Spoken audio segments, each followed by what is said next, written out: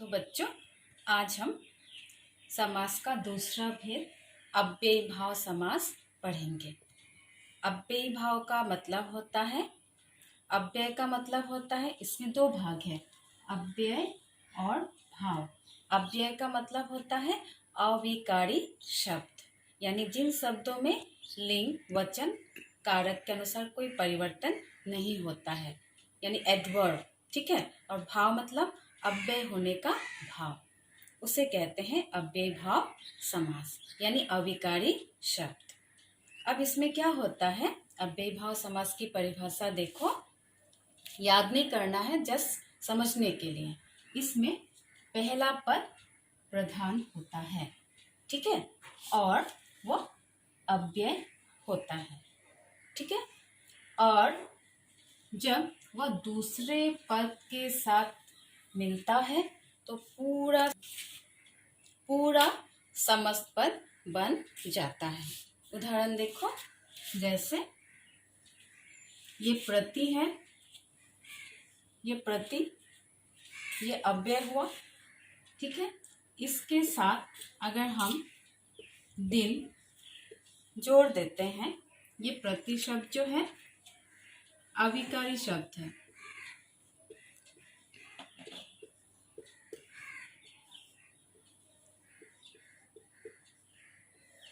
ये प्रति शब्द अविकारी शब्द है, यानी जिस शब्द में लिंग, वचन और कारक के अनुसार कोई परिवर्तन नहीं होता है, उसे अविकारी शब्द कहते हैं।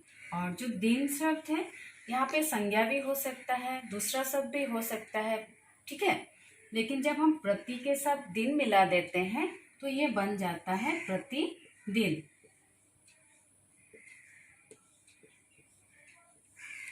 ठीक है।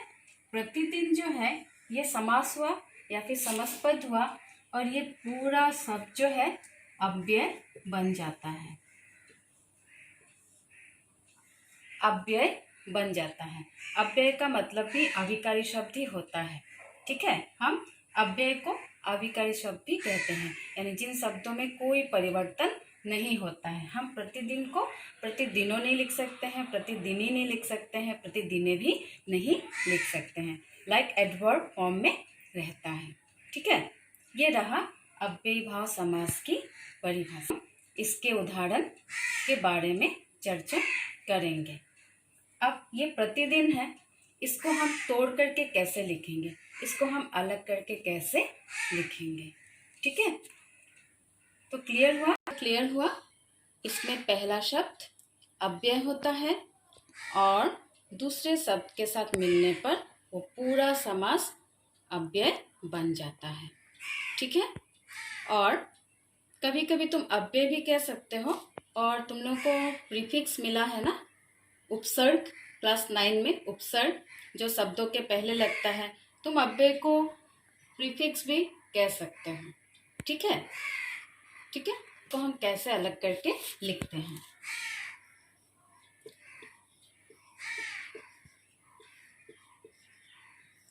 ये प्रतिदिन है, इसको जब तुम अलग करके लिखोगे तो हर दिन भी लिख सकते हो, या फिर प्रति का मतलब होता है प्रत्येक दिन भी लिख सकते हो, यानी विग्रह इसके अर्थ के अनुसार हम लिखेंगे, प्रत्येक दिन या फिर हर दिन,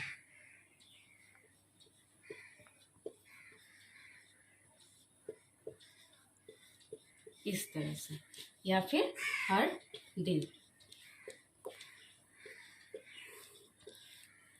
ठीक है। दूसरा उदाहरण देखो, आजन। यहाँ इस शब्द में देखो, पहला शब्द जो है आ अव्यय है और जन संज्ञा है, ठीक है, लेकिन पूरा शब्द अव्यय का काम करता है। जब तुम इसको अलग करके लिखोगे, आजन, ठीक है, जन्म से लेकर, आ का मीनिंग होता है जन्म से लेकर, इसको अच्छी तरह से याद रखना, जन्म से लेकर। जब तुम विग्रह करोगे, इसके अर्थ के अनुसार विग्रह करोगे, इस तरह से। अगले उदाहरण को हम देखते हैं किस तरह से उसको अर्थ के अनुसार विग्रह करेंगे। अगला उदाहरण है आजीवन।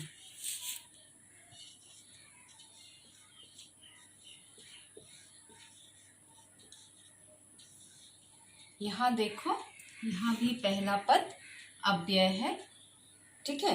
और इसको जब हम अलग करके लिखेंगे जीवन भर होगा।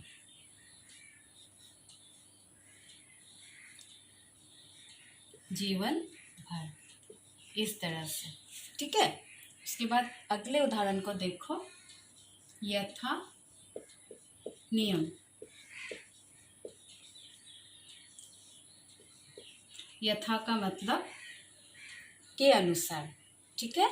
जब हम विग्रह करेंगे तो नियम के अनुसार लिखेंगे।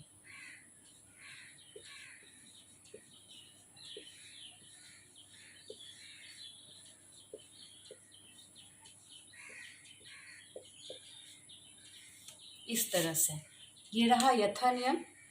यथा से और भी है, यथाक्रम, क्रम के अनुसार, ठीक है। यथामति, मति माने विचार, मति के अनुसार तुम लोग लिख सकोगे। अगले उदाहरण में आओ। कभी कभी क्या होता है, एक ही शब्द 2 बार आते हैं, जैसे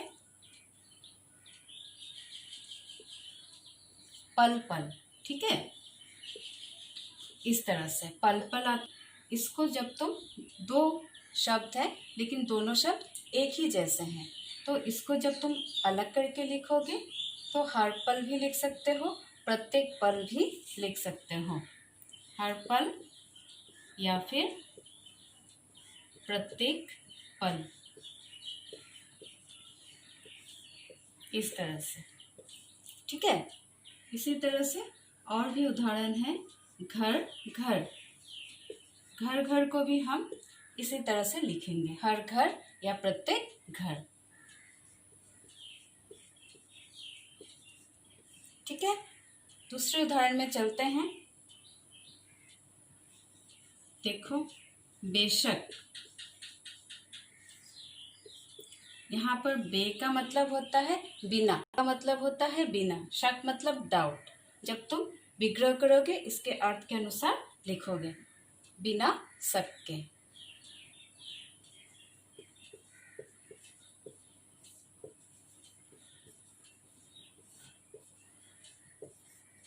इस तरह से। फिर दूसरा उदाहरण देखो,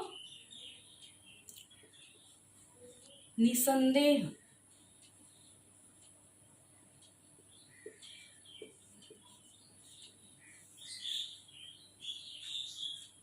यहाँ पर नि का मतलब होता है बिना, यानी संदेह के बिना या बिना संदेह के।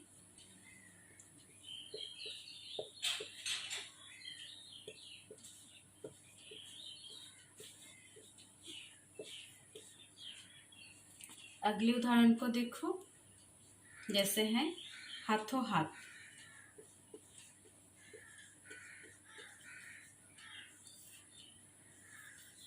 हाथों हाथ को जब तुम विग्रह करके लिखोगे तो होगा हाथ ही हाथ में, यानी एक हाथ से दूसरे हाथ में, ठीक है।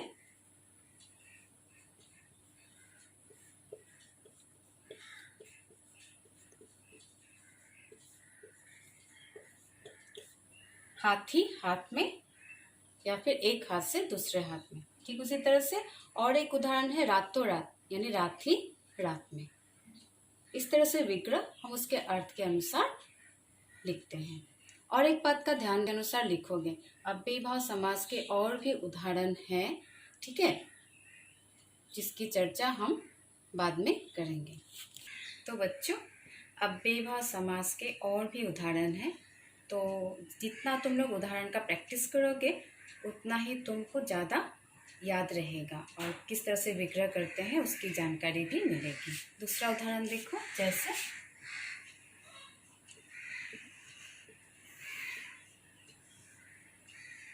ये प्रत्यक्ष है।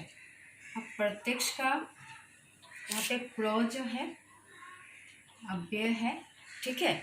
इसका जो पूरा अर्थ है उसको लिखते हैं आँखों के सामने, ठीक है।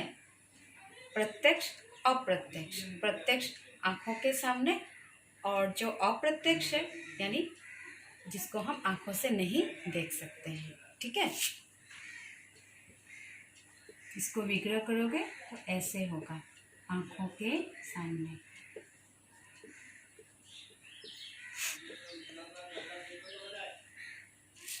दूसरा उदाहरण देखो, यथाशीघ्र। यथाशीघ्र का मतलब है, यहाँ पे शीघ्र के अनुसार नहीं लिखोगे, यहाँ पे होगा जितना शीघ्र हो सके। शीघ्र मतलब जल्दी।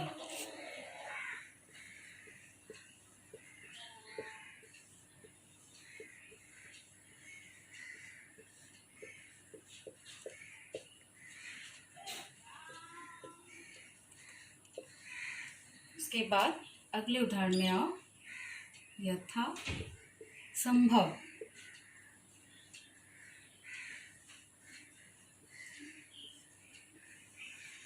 यहाँ पर भी संभव के अनुसार नहीं लिखेंगे, जितना संभव हो सके।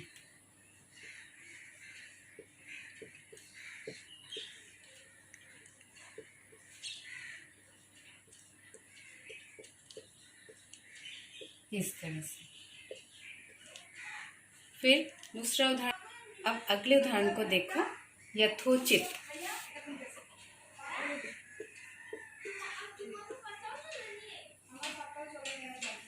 यथोचित को भी हम इसी तरह से लिखेंगे, जितना उचित हो सके।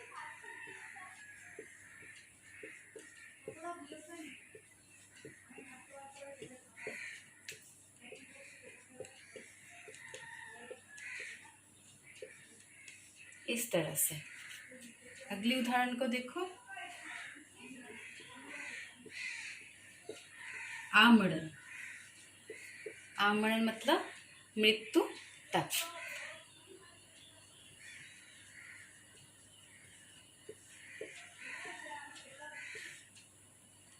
ठीक है। अगला उदाहरण देखो, बेखटके।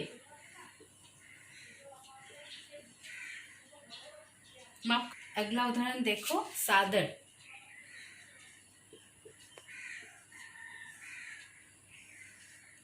सा अव्यय है और आदर यानी आदर के साथ या आदर सहित।